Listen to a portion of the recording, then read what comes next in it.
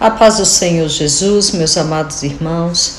Aqui quem vos fala é a pastora Geise, que coopera na sede da Igreja Evangélica Pentecostal do Brasil para Cristo, na cidade do Gama, Distrito Federal.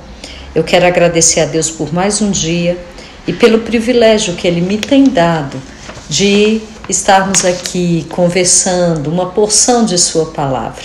Eu agradeço a minha pastora presidente, Loide Ramos, e ao idealizador deste lindo projeto, pastor Gedeon Júnior, por esta oportunidade. Vamos lá, mais uma porçãozinha de 2 Samuel, capítulo 19, e hoje nós vamos ficar dos versículos 16 até o 23. Vamos ler, meus amados? A palavra do Senhor diz assim: Simei, filho de Gera, benjamita, de Baurim, foi depressa com os homens de Judá para encontrar-se com o rei Davi. Com ele estavam outros 1000 benjamitas. E também Ziba, supervisor da casa de Saul, com seus 15 filhos e 20 servos. Eles entraram no Jordão antes do rei e atravessaram o rio, a fim de ajudar a família real na travessia e fazer com que o rei o desejasse. Simei, filho de Gera, atravessou o Jordão, prostrou-se perante o rei e disse-lhe: que o meu senhor não leve em conta o meu crime, e que não te lembres do mal que o teu servo cometeu no dia em que o rei, meu senhor, saiu de Jerusalém. Que o rei não pense mais nisso. Eu, teu servo, reconheço que pequei. Por isso, de toda a tribo de José, fui o primeiro a vir ao teu encontro, meu senhor. Então Abisai, filho de Zeruia, disse: Simei amaldiçoou o ungido do Senhor, e ele deve ser morto. Davi respondeu: que é que vocês têm com isso, filhos de Zeruia? Acaso se tornaram agora meus adversários? Deve alguém ser morto hoje em Israel? Eu não tenho hoje a garantia de que voltarei a reinar em Israel? E o rei prometeu a Simei, sob juramento: você não será morto. Muito bem, meus amados irmãos. Nós vemos aqui que quando Davi retorna, quem vai ao seu encontro? A partir do versículo 16, nós vemos aqui: Simei apressou-se. E nós temos que lembrar que foi esse homem que amaldiçoara a Davi e jogara pedras contra ele e os seus homens quando eles fugiam de Absalão. Isso está lá em 2 Samuel 16, do versículo 5 ao versículo 8. E agora, nós vemos aqui que ele toma parte na delegação enviada para acompanhar Davi. Talvez ele tivesse realmente arrependido do que ele havia feito. Por outro lado, ele poderia ter agido em interesse próprio. Sem dúvida, não soubera conquistar a amizade de Davi. E o incidente poderia o quê? Custar-lhe a própria vida. Mas Simei, percebendo o perigo em que agora se encontrava diante da restauração do trono de Davi, ele se prostra perante o rei. Ele busca o seu perdão em favor de Davi. E nós vemos que Davi o quê? Concede temporariamente esse perdão, sim. Mas contra o quê? As objeções de Abisai. Então nós vemos que o fato de Simei, que comandava 1000 homens, mostrar-nos que ele era um homem dotado de algum poder, né? Porque ele comandava 1000 homens. Embora não fosse inimigo dos principais, ele merecia atenção. E o que Salomão, filho de Davi, depois faz? A fim de melhor controlá-lo. Eventualmente, Salomão simplesmente livrou-se da ameaça em potencial. Entretanto, isso pode ter acontecido como simples vingança, pois não lemos que Simei se tenha metido em alguma dificuldade. Outro homem que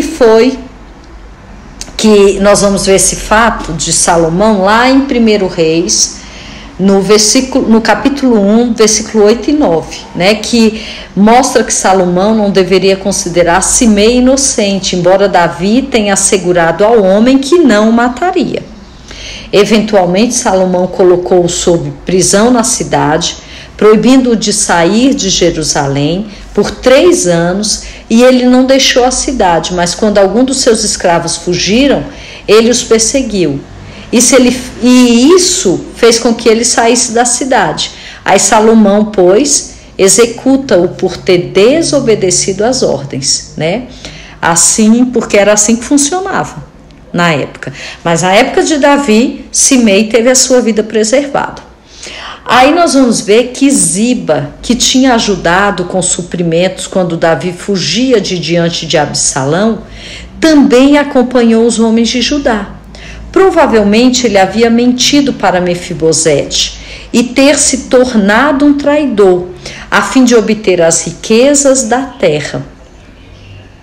E nós vamos ver que, sem saber em quem acreditar, né, que nós já estudamos também essa parte, em 2 Samuel 16, sem saber em quem acreditar, Davi simplesmente divide as terras entre os dois, vê sobre ambos os homens, né, que existiam, a maioria, e dividiu terras para Mefibosete e terras para Ziba.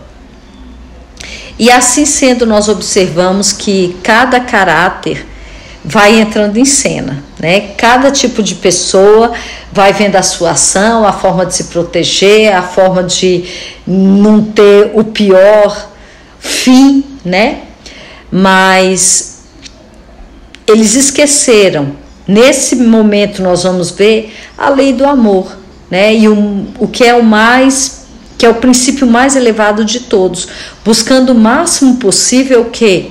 Algo para si, olhando para si, não para o reino em si, mas para as suas próprias necessidades. Aí nós vamos perceber que Ziba, ele apressou-se para novamente valer-se do favor de Davi. Ele sabia que em breve o rei estaria ouvindo o lado de Mefibosete na história, então ele passaria por algumas dificuldades. Então ele levou consigo uma impressionante delegação, incluindo 15 filhos e 20 servos. Ele não enviou seu vice-presidente, conforme faria a maioria dos homens de poder, mas ele vai pessoalmente e leva consigo boa parte da sua família.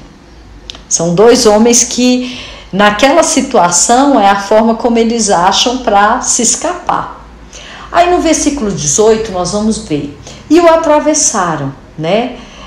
Em outras traduções, nós não temos muito como foi essa travessia feita por Davi, mas nós sabemos que foi facilitada pela delegação que foi buscá-lo, de modo que eles e suas esposas, seus filhos e mercadorias foram levados em grande estilo para o outro lado do rio. Simei aproveitou-se da oportunidade para pedir perdão de seus pecados a Davi. E o texto assegura-nos que ele fez tudo com grande talento. Sua vida dependia de causar a impressão certa sobre Davi, pelo que ele fez tudo direitinho. Ele queria que Davi esquecesse a cena das maldições e das pedradas. E ele cometara um ato, porque ele cometera, né, um ato estúpido. E agora ele estava arrependido, ou pelo menos ele afirmava dessa forma. Aí no versículo 19 nós vemos que Simei pelo menos não tentou executar-se por causa do que fizera, conforme muitos dos que confessam o seu erro. Ele simplesmente se atirou o quê?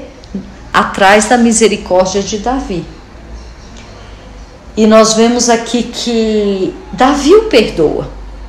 Apesar de se levantarem, dizer, ele merece a morte, mas Davi age com uma anistia, né? Concede o seu perdão ali naquela hora. E quando ele diz, não me impute, Senhor, ele quis dizer o que? Eu reconheço o meu pecado, mas não houve nenhuma apresentação de desculpas, perdão simples, baseado na misericórdia. Foi o que foi solicitado. Simei, ele reivindicou apenas uma distinção que mitigava o seu pecado. Ele estivera entre os primeiros a encontrar Davi. Ele demonstrou a sua ansiedade em estar ali. E quando Davi atravessa o Jordão, ele está ali para prestar os devidos respeitos. Aí nós vemos no versículo 20, quando se fala da casa de José, quando ele fala, né, que é da casa de José. Simei, ele pertencia à tribo de Benjamim. E Benjamim, Efraim, Manassés eram todos chamados da casa de José. E estreitos laços históricos tornavam isso uma realidade. E Efraim e Manassés eram filhos de José. E Benjamim era o seu irmão favorito. Portanto, todas as especulações a respeito de Benjamim, né? Tudo quanto se pôde dizer sobre como se originou esse nome da tribo, aqui nessa hora se faz desnecessário. E nós vamos ver que José representa todo o povo de Israel e é visto como historicamente uma figura-chave para a história dos israelitas e o filho favorito de Jacó. E nós vamos ver então que houve a resposta no versículo 21 de Abisai, que objetou a qualquer liberalidade no trato com Simei, né? Ele diz, o que ele fez é digno de morte e que ele deveria morrer. E fora ele quem teria saído ao socorro de Davi para cortar a cabeça de Simei. Quando Davi o interrompe, né? Davi para e não permite que isso ocorra. E Davi, no versículo 22, nós vemos que ele quer poupar Simei. E ele enfatiza a ideia de que ele estava em busca de uma reconciliação e não de vingança. E isso era melhor para todo Israel naquele momento. Ele já demonstrara os desejos radicais de obter a reconciliação. E uma das horas que Davi demonstra isso é quando põe Amasa como general, chefe em lugar de Joabe. E se ele foi capaz de fazer isso, muito mais ele poderia perdoar Simei por causa das suas zombarias e dar atenção a Abisai e seguir os seus desejos poderia o quê? Perturbar todo o plano de reconciliação que Davi tinha. Aí Davi chegou ao ponto de chamar o fiel Abisai, né? E falar para ele, olha, não vamos ser adversários nessa hora. De fato, ele se tornaria um adversário de Davi de Israel se perturbasse a reconciliação, que o rei estava ali, arquitetando, com tanto zelo, né? E a palavra para o adversário, para Abisai, né? É dizer, não vamos agir dessa forma. Ele fala aqui no versículo, olha, Simei amaldiçoou, quando Abisai fala no versículo 21, Simei amaldiçoou o ungido do Senhor, ele deve ser morto. Aí Davi responde, o que é que você tem com isso? Acaso se tornaria meu adversário? Deve alguém ser morto hoje em Israel? Ou eu não tenho hoje a garantia de que voltei para reinar como Israel? E o rei promete a Simei, olha, a Simei, você não será morto. Davi mais uma vez age aqui com pura graça. Davi, e isso queria dar outra demonstração de liberalidade para que favorecesse a reconciliação. Então ele perdoa aquela ofensa, né? As zombarias que foram feitas. E nós vamos ver que mais para frente, Salomão não. Salomão já age de maneira diferente, né? E ele é morto, ele é executado, Simei é executado. Mas por Davi, neste momento não. Nós vamos ver que Simei fora, nesse instante aqui, nesse momento, fora ele fora culpado de traição, mas ele recebe o perdão real. Nós vamos ver que Davi age dessa forma, com essa bondade, né? E hoje nós paramos por aqui, mais um pouquinho dessa história, porque o capítulo 19, ele traz várias histórias pequenas, por isso nós estamos repartindo para que fique de forma bem compreensível, né? E todos compreendamos da melhor forma possível a palavra que está sendo ministrada aqui. E nós vemos aqui que Davi, ele age com bondade, ele é benevolente, ele perdoa os seus inimigos. Mais uma vez, Davi mostra um dos motivos, né, de ser um homem segundo o coração de Deus. Que o Senhor vos abençoe neste dia. E amanhã, permitindo o Senhor, estaremos aqui para mais uma conversa em continuidade a 2 Samuel 19. Que Deus vos abençoe.